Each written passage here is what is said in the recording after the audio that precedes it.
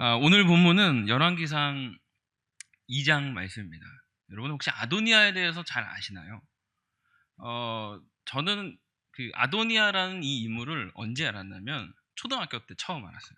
왜 그러냐면 제가 그 어린 시절에 보던 만화책이 하나 있습니다.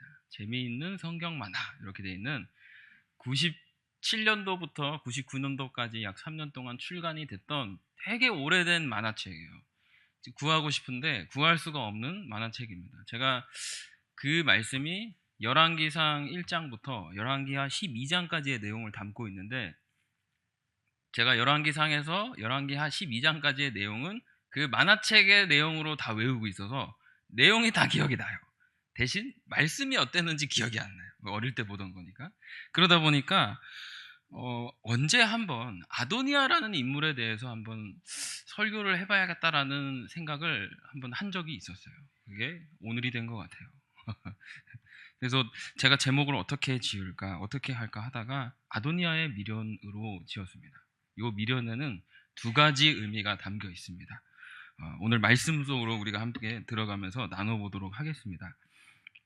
저는 집에 박스들이 되게 많아요. 제가 박스를 좋아하는 것도 있고, 이렇게 하여튼 각진 걸 되게 좋아해요. 각진 걸. 그래서 빈 박스라도 각진 걸 저에게 주시면 저는 감사히 받을 거예요.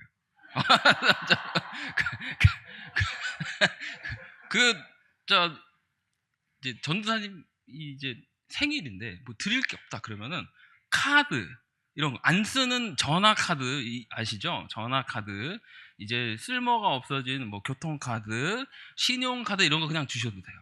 저 그런 거를 좋아해요. 그래서 집에 보면 그 옛날 전화 카드가 아직 이만큼 남아 있습니다. 예, 그래서 좋아요. 예뻐요. 어, 그래도 중요한 거는 제가 그거를 못 버리고 가지고 있습니다. 미련이 남아 있어요. 그러니까 이걸 또 꺼내서 들여다보면 옛날 생각도 나고, 뭐 과거에 내가 또 이제 엄마 아빠한테 이 전화 카드를 받아가지고 이렇게 넣어서 전화를 걸었던 그 시절이 생각도 나고 그래요. 그래서 못 버리고 아직도 가지고 있습니다. 그래서 그것뿐만이 아니라 이 전화 카드는 그 일부 중에 하나고요. 제가 가지고 있는 것들 중에 하나가 각진 편지 봉투. 그래서 누군가 편지 써준 것들도 다 가지고 있습니다. 그러니까 그래서 쭈루룩 쌓여 있어요. 그 작년에 저희 아동부 아이들이 이제 그 어버이날을 또 스승의 날을 맞이해서 편지를 썼던 게 있어요. 그것도 다 접어가지고 넣어놨어요. 그 상자가 한 두세 개쯤 됐는데 저희 부모님은 항상 그러세요. 좀 버리라고 제발. 쓰레기처럼 쌓아놓지 말고 관리 안 할 거면 버리라고 이렇게 말씀을 하십니다. 너무 제 이야기를 많이 했는데 아무튼 그런 저도 여러 가지 미련이 남는 것들이 좀 있습니다. 오늘 말씀의 열왕기상 2장에 나오는 이 아도니아라는 인물, 이 시대는 어느 시대냐면 이스라엘 역사에서 아주 화려하고 평화로웠던 이제 솔로몬 왕의 시대가 열리는 지점인 거예요. 다윗 왕이 이제 죽을 때가 머지 않았어요. 1장의 첫 부분에 보시면 기력이 쇠해가지고 이제 수냄 여자 아비삭을 들여서 몸을 따뜻하게 할 정도까지 다윗 왕이 몸이 안 좋아져서 이제는 그 다음 왕인 솔로몬이 이제 왕위를 즉위하고 오를 그 시점입니다. 근데 그 이면에 남은 자가 하나 있었어요. 남은 자가 다윗에게는 와이프가 8명이 있었는데 그 마지막 와이프가 누구죠? 밧세바입니다. 밧세바인데 밧세바의 소생이 솔로몬. 근데 오늘 말씀에 나오는 아도니아는 밧세바의 소생이 아닙니다. 핫깃의 아들 아도니아라고 나옵니다. 근데 이 아도니아가 너무 쓸쓸하고 비극적인 결말을 맞이해요. 한때 아버지가 1장에 보시면 나오는데 1장 5절에 보시면 나오는데 아도니아가 아버지가 병든 틈을 타서 이제 아버지가 가실 때가 됐다. 그래서 자기 마음대로 즉위식을 올려요. 그죠? 즉위식을 올리니까 이제 말씀에 11절에 보면 나단이 솔로몬의 어머니 바세바에게 말하여 이르되 핫깃의 아들 아도니아가 왕이 되었다는 걸 못 들으셨습니까? 빨리 얘 왕으로 즉위시키라고 그렇게 얘기해서 솔로몬이 왕이 됩니다. 솔로몬이 왕위에 오르고 나서 그 강력한 왕권을 계속해서 확립해 나가니까 아도니아는 목숨을 부지하기 위해서 본인이 따로 모아서 왕위를 이제 올렸지만 동생에게 죽을까봐 제단의 뿔을 잡고 뿔뿔뿔 찾아가지고 제단의 뿔을 딱 잡고 있었어요. 솔로몬이 형님 안 죽일 테니까 내려오세요. 이렇게 해서 목숨을 처음에 부지합니다. 죽을 수도 있었는데 반역이잖아요. 근데 그렇게 해서 끝났으면 아도니아도 아마 여기에 기록되지 않았겠죠. 근데 기록된 이유가 이제 아도니아는 마음 한구석에 그런 게 있는 겁니다. 여전히 꺼지지 않는 야망의 불씨, 빼앗겼다고 생각하는 왕자에 대한 아주 지독한 미련이 살아 숨쉬고 있었다는 것입니다. 하나님이 멈추라고 하신 자리에 서서 끊임없이 자기가 누려왔던 영광, 그거를 갈구하던 이 아도니아의 미련함, 오늘 하나님의 뜻을 온전히 따르지 못하고 세상의 욕망을 버리지 못한 채 만지작거리는 우리들의 영적 실상과도 매우 닮아 있습니다. 오랜 침묵을 지키던 아도니아는 이제 슬슬 이제 움직이기 시작해요. 미련이 남으니까. 그가 찾아간 곳은 다름 아닌 이제 솔로몬의 어머니이신 밧세바의 처소였습니다. 밧세바가 당시의 권력의 핵심이었겠죠. 자기 아들이 왕으로 올랐으니까. 그러면은 그 어머니는 자동으로 이제 그 권력이 세집니다. 우리 조선시대 역사에서도 보면은 이렇게 나이 어린 아들이 왕이 되면 그 어머니가 권력이 세지는 그런 걸 많이 볼 수 있는데 이때도 그랬다는 것이죠. 아도니아는 생각해 봤을 때 이미 권력에서 탈락한 사람이에요. 근데 굉장히 다가가기 조심스러운 인물에게 다가간 거예요, 이 사람은. 그래서 갑작스럽고 뜻밖의 방문에 밧세바는 처음에 긴장 어린 기색으로 그를 일단 맞이하긴 합니다. 그러면서 이렇게 물어봐요. 화평하냐고. 이거 화평하냐? 말씀에 읽어드릴게요. 잠시만요. 여기 나옵니다. 13절 말씀에 밧세바가 이르되 네가 화평한 목적으로 왔느냐. 보세요. 밧세바의 생각에는 일단 처음에 아도니아가 찾아왔을 때 이 자식이 또 무슨 짓을 벌이려고 온 거지? 라는 생각이 있었을 거예요. 왜냐하면 이전에 자기 마음대로 대관식을 했던 그 뭐라 그러죠? 그게 남아 있는 거죠. 그러니까 얘가 또 무슨 짓을 하려고 나한테 왔을까? 이 생각이 드는 거예요. 그래서 물어본 게 네가 화평한 목적으로 왔니? 혹시라도 또 반역을 할까봐 또 얘로 인해서 피바람을 혹시 나에게까지 몰고 온 게 아닌가 하는 밧세바는 두려움 섞인 질문을 한 것이죠. 그래서 이때 아도니아는 아닙니다. 이게 아니라 얼굴색 하나 바뀌지 않아요. 아주 공손하면서 슬픈 표정을 지으면서 화평한 목적입니다 라고 얘기해요. 그리고 이어서 아주 교묘하게 밧세바의 마음을 무장해제시키는 고도의 심리전을 펼칩니다. 이렇게 고백해요. 당신도 아시는 바이거니와 이 왕위는 내 것이었고 온 이스라엘은 다 얼굴을 내게로 향하여 왕으로 삼으려 하였는데 그 왕권이 돌아가서 내 아우의 것이 되었음은 여호와께로 말미암음이니이다. 굉장히 교묘한 고백이에요. 입으로는 이렇게 얘기해요. 여호와께로 말미암았다. 여호와로 인한 것이다 라고 이야기하지만 하나님의 주권을 본인이 인정하는 척해요. 그러나 그 전제에는 여전히 이 왕위는 본래 내 건데 이거 내 거였는데 내가 쟤보다 나이 더 많은데 내가 형인데 왜 쟤야만 하는가라는 그런 전제가 깔려 있는 것이죠. 그러니까 억울하기도 하고 아직도 미련이 남아있는 거예요. 그리고 스스로에 대해서 나도 왕의 적통이야 라고 하는 정당성이 아도니아에게는 남아있던 겁니다. 자신의 불순종, 과오 다 빼버리고요. 환경에 의해서 솔로몬이 왕이 됐으니까 어쩔 수 없이 나는 왕위를 빼앗긴 비련의 여주인공 같은 그런 모습으로 자신을 아주 잘 포장한 것이죠. 수많은 성도가 하나님 앞에서 기도할 때 주로 내가 이러니까 하나님 기도하잖아요. 내가 이러니까 이렇게 살잖아요. 이렇게 기도하는 경우가 많습니다. 그 마음 한구석에는 아직도 세상의 미련이 남아있다는 것이죠. 그런 모습이 이와 같습니다. 아도니아는 밧세바가 가진 모성애, 동정심, 그리고 권력에서 밀어난 자를 향한 연민을 살살살살 건드려요. 살살살살 건드려요. 그리고 숨겨둔 본색을 드러내기 전에 전제를 또 하나 깔아요. 아주 교묘합니다. 말씀에 나오죠. 16절. 이제 내가 한 가지 소원을 당신에게 구하오니 내 청을 거절하지 마옵소서. 내 본심을 이야기하기 전에 제가 얘기를 할 건데요. 제 청을 거절하지 말아주세요. 이렇게 얘기하는 거예요.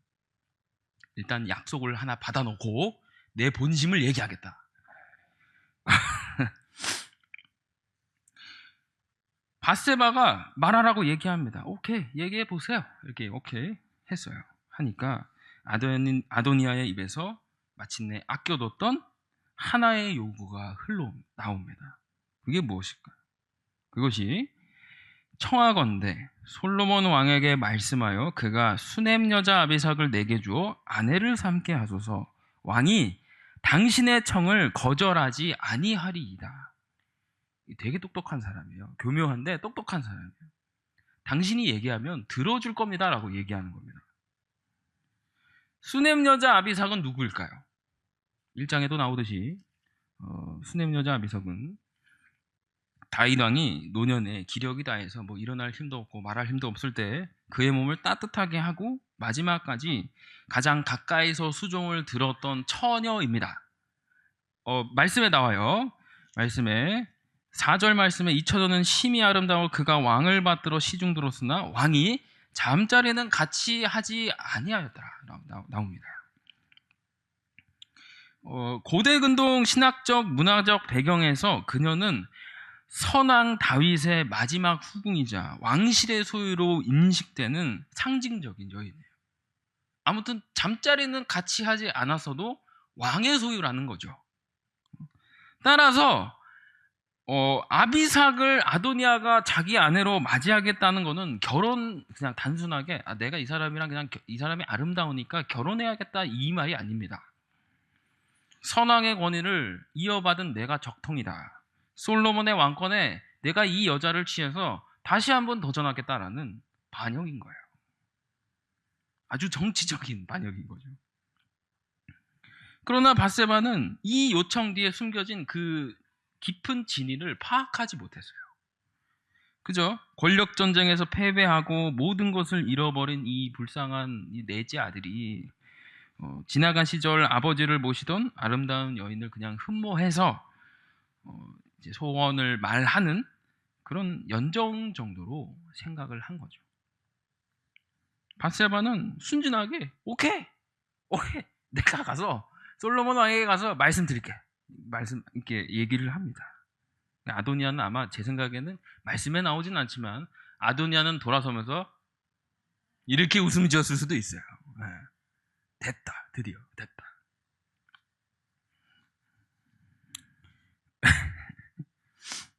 어두운 탐욕을 감춘 우리 아도니아의 은밀하고도 교활한 이 미련이 밧세바의 마음을 파고들어서 서서히 고개를 들기 시작한 거죠.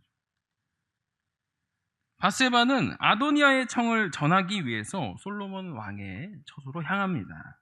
처소라게 하기보다는 이제 왕좌라 그랬으니까 뭐 자리가 있겠죠. 솔로몬은 어머니가 온다는 소식을 듣고 이제 버선발로 마중 나갑니다.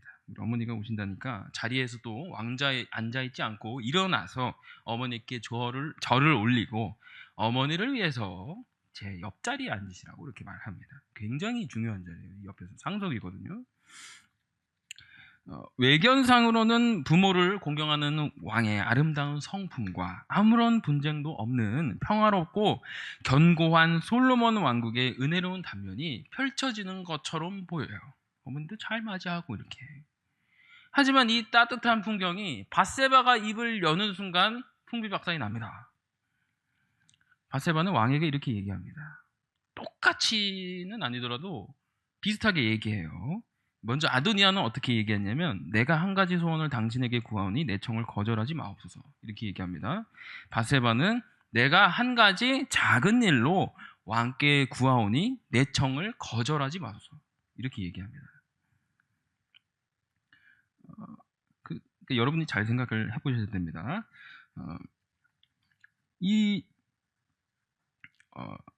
죄송합니다. 열심히 하다 보니까 자꾸 막 왔다 갔다 하네요, 제가.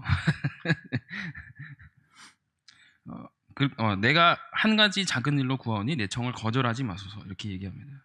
수넴 여자 아비삭을 아도니아에게 주어서 아내로 삼게 해주십시오라고 이제 전 왕비가 이제 청을 구하는 것이죠. 밧세바에게는 이것이 권력에서 밀려난 불쌍한 아들의 상처를 달래줄 작은 일에 불과했던 겁니다. 작은 일. 그래서 작은 일이라고 얘기해요. 한 가지 작은 일. 소원이 아니고요. 솔로몬의 귀에는 어떻게 들렸을 것 같으세요? 제가 말씀드렸듯이 이건 반역입니다. 그러니까 우리 어머니라지만 이 사람이 지금 도대체 무슨 얘기를 하는지 이해를 할 수 없었던 거죠. 솔로몬의 귀에는 왕국을 통째로 흔드는 반역을 저지르겠다는 소리로 들리는 거예요.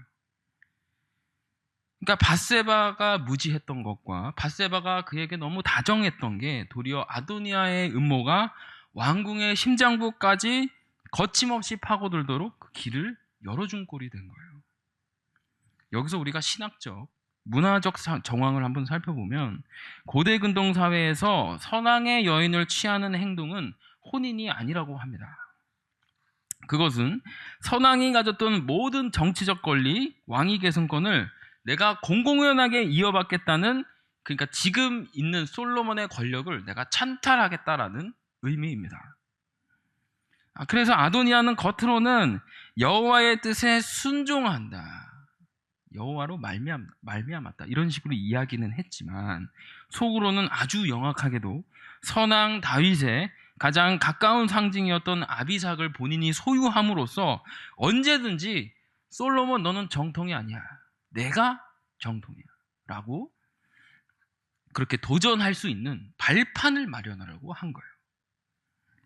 하나님의 주권을 인정하지를 못하고 자기 힘으로 왕자를 빼앗으려는 인본주의적 야망이 아도니아의 밑바탕이 된 겁니다. 그래서 이 대목은 또 우리에게 신앙적 성찰을 줍니다. 우리는 때로 분별력 없는 인간적인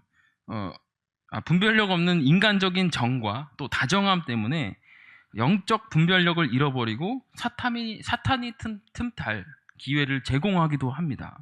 밧세바처럼 이렇게 생각했을 수도 있어요. 이 정도쯤이야. 좋은 게 좋은 거지. 그렇게 타협하고 넘어가려고 했던 모습들이 결국 내 가정을 흔들게 되고 내 직장도 흔들게 되고 또 자녀들과의 사이도 멀어질 수도 있습니다. 그러니까 내 신앙 공동체를 무너뜨리는 무서운 칼날로 돌아오게 되는 것이죠. 세상의 미련은 언제나 가장 부드럽고 무해한 얼굴을 하고 우리의 가장 약한 부분을 타고 들어옵니다. 그래서 우리의 영의 영적인 갈등을 계속해서 짚어냅니다. 어머니의 요청을 듣는 순간 솔로몬의 눈빛이 돌변해요. 어머니의 청을 내가 뭐든지 다 들어드리겠습니다 라고 했지만 어머니의 그 청을 듣는 순간 솔로몬은 화가 난 겁니다. 아도니아는 왕의 어머니라는 거대한 방패를 이용해서 솔로몬을 속이고 제 뜻을 이룰 수 있을 것이라고 확신했습니다. 아마 아도니아 생각에는 솔로몬도 그걸 모르겠지 라고 생각했던 모양이에요. 근데 하나님이 주신 영적 지혜를 가진 솔로몬 앞에서는 그 어떤 위장막도 효력이 없었다는 것입니다. 속인 줄 알았던 자와 속은 줄 알았던 자의 자리가 뒤바뀐 거예요.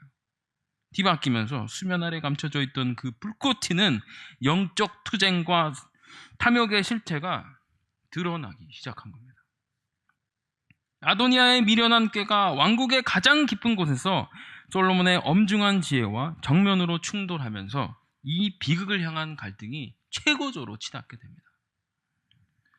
어머니 밧세바의 말이 끝나기 무섭게 온화하던 솔로몬 왕의 입에서 벼락 같은 천둥 소리가 떨어집니다.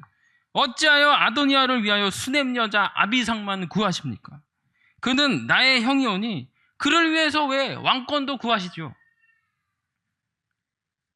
이 한마디는 아도니아가 이때까지 이제 그 뭐라 그러죠? 그 물밑작업을 열심히 해왔는데 그 가식의 성벽을 단번에 무너뜨리게 됩니다. 영적으로 선전포고 해버린 거예요. 밧세바는 아비삭을 달라고 하는 일을 작은 일로 이렇게 여기고 불렀지만 우리 솔로몬은 그것이 왕좌를 찬탈하려는 아도니아의 마지막 미련임을 정확하게 깨뜨려 본 거예요. 아도니아는 밧세바를 방패 삼아 왕의 눈을 가릴 수 있다고 믿었습니다. 그러나 하나님의 주신 그런 통찰력 앞에서는 아무것도 소용이 없었다는 것이죠. 여기서 우리는 솔로몬의 분별력에 담긴 신학적 무게를 우리가 좀 곧바로 봐야 합니다. 솔로몬은 단순히 형에 대한 질투나 감정으로 분노한 것이 아닙니다. 내 형이라서가 아니에요. 하나님이 세우신 왕국의 거룩함과 질서를 보존해야 하는 사명자의 역할을 감당하고 있었던 게 솔로몬이에요. 다윗이 그 역할을 감당했으니까 당연히 그의 아들인 솔로몬도 같은 무게를 감당하는 것입니다. 아도니아가 아비삭을 요구한 것은 하나님의 주권에 대한 정면으로 도전하는 것입니다. 다윗을 통해 이어지는 메시아적 왕통을 흔드는 반역이었다는 것이죠. 솔로몬은 여호와를 가리켜 엄숙히 맹세합니다. 아도니아가 이런 말을 하였은즉 그의 생명을 아끼지 아니하면 하나님은 내게 벌 위에 벌을 내리심이 마땅하니이다. 이것은 개인의 복수가 아니라요, 하나님의 공의가 집행되는 거룩한 심판의 시간이 임했다는 것을 선포하는 것입니다. 이 절정의 순간은 오늘을 사는 우리에게도 아주 떨리는 경고를 줍니다. 우리는 하나님을 속일 수 있다고 착각할 때가 있습니다. 이 정도는 한 번쯤은 삭삭 이렇게. 아도니아처럼 입으로는 여호와의 뜻이라고 말하고 겉으로는 겸손과 평화의 가면을 쓰지만 속으로는 여전히 세상의 욕심과 기득권에 대한 미련을 우리가 만지작거리고 있지는 않습니까? 하나님은 우리의 유창한 기도소리를 듣기 전에 우리 마음 깊은 곳에 숨겨둔 아비삭이 무엇인지 물으십니다. 거룩한 척하지만 끝내 내려놓지 못한 그 은밀한 우상, 그 미련이 결국 우리의 영혼을 옥죄는 올무가 된다는 사실을 여러분 기억하셔야 합니다. 하나님은 결코 업신여겨서 소홀히 여김을 받지 않으십니다. 아도니아는 결국 자신이 친 덫에 자기가 걸려들고 말았습니다. 그가 끝까지 붙들고 있었던 이 미련이 결국에는 칼날로 돌아오게 된 거예요. 솔로몬은 지체하지 않고 여호야다의 아들 브나야를 보냅니다. 그리고 한때 왕자를 꿈꾸면서 화려한 잔치를 벌였던 아도니아. 그러나 끝내 탐욕의 미련을 끊어내지 못했던 그는 브나야의 손에 비참한 최후를 맞이합니다. 사랑하는 성도 여러분, 우리 안에 아도니아를 한번 보십시오. 한 번만 더, 이것만은 안 돼 하면서 하나님과 협상하려 드는 그 지독한 미련을 한번 들여다보십시오. 하나님의 빛이 비추는 순간 우리가 숨겨둔 모든 의도는 수면 위로 끌어올려지게 됩니다. 아도니아의 죽음은 단순히 한 인물의 종말이 아닙니다. 내 안에 죄악된 욕망을 십자가 앞에서 내가 완전히 죽이지 않으면 안 된다고 말하는 아주 영적으로 아주 엄중하다는 것을 알려줍니다. 그래서 우리는 이제 결단해야 합니다. 하나님의 지혜가 우리의 가식을 찢어발기기 전에 우리가 먼저 그 미련을 주님 앞에 다 쏟아내야 합니다. 탐욕의 미련이 심판의 칼날로 변하는 이 비극적인 대반전 앞에 우리는 다시금 두렵고 떨림으로 하나님 앞에 서야 하는 것입니다. 아도니아의 비참한 죽음으로 왕국의 소란은 가라앉고 솔로몬의 나라는 마침내 평온을 되찾게 됩니다. 이 비극적인 종말은 하나님이 정하신 뜻을 거스르고 끝까지 세상의 욕망을 내려놓지 못한 자의 최후가 어떠한지를 우리에게 오늘 보여주고 있는 것입니다. 아도니아를 파멸로 이끈 진짜 원인은 솔로몬의 날카로운 칼날이나 브나야의 그런 군사력이 아닙니다. 그것은 그의 마음 깊은 곳에서 끝내 끊어내지 못하고 만지작거리고 있었던, 이것만은 안 된다라고 하면서 붙잡고 있었던 옛날 기득권, 옛사람의 모습, 즉 왕좌에 대한 지독한 미련과 탐욕이었다는 것이죠. 여기서 우리는 본문이 가진 구속사적 의미를 발견할 수 있습니다. 아도니아의 미련은 단순히 한 개인의 정치적 야욕을 넘어서 인류 시조 아담으로부터 흘려내려온 전형적인 죄의 본질을 보여주는 것입니다. 하나님의 주권적인 통치를 거부하고 스스로 왕이 되려고 했던 아담의 미련함이 아도니아에게서 반복되고 있는 것이죠. 오늘날 십자가 대속의 은혜를 입고도 여전히 세상의 옛자랑과 정욕을 손에서 놓지 못하는 우리들의 부끄러운 모습으로 계속해서 재현되고 있습니다. 인간의 힘과 얕은 지혜로는 이 끈질긴 탐욕의 미련을 스스로의 힘으로 결코 잘라낼 수 없다는 절망적인 영적 현실을 이 본문에서 우리가 알 수 있는 거예요. 그렇게 우리는 아도니아의 비극을 넘어서 진정한 솔로몬이자 평화의 왕으로 이 땅에 오신 예수 그리스도를 바라보아야만 합니다. 솔로몬은 지혜로 아도니아의 음모를 분별하고 칼로 심판하여 왕국의 평화를 지켰습니다. 그러나 우리의 구원자이신 예수 그리스도께서는 우리의 지독한 탐욕과 미련의 죄를 해결하기 위해서 친히 십자가에서 자신의 몸을 찢으셨다는 것입니다. 아도니아처럼 왕이 되기 위해 남을 속이고 짓밟는 미련한 인생들을 위해 만왕의 왕이신 그리스도께서는 도리어 왕의 권리를 미련 없이 내려놓으시고 종의 형체로 낮아져서 십자가의 죽음에 복종하셨습니다. 탐욕의 미련으로 죽어서 마땅한 우리를 대신하여서 그리스도께서는 심판의 칼을 본인이 맞으시고 우리에게는 참된 평강과 새로운 생명의 길을 열어주신 것입니다. 이 놀라운 십자가의 복음 앞에서 교회의 성도는 영적으로 결단해야 합니다. 주님이 멈추라고 하시는 자리에서 우리는 즉시 발걸음을 돌려야 합니다.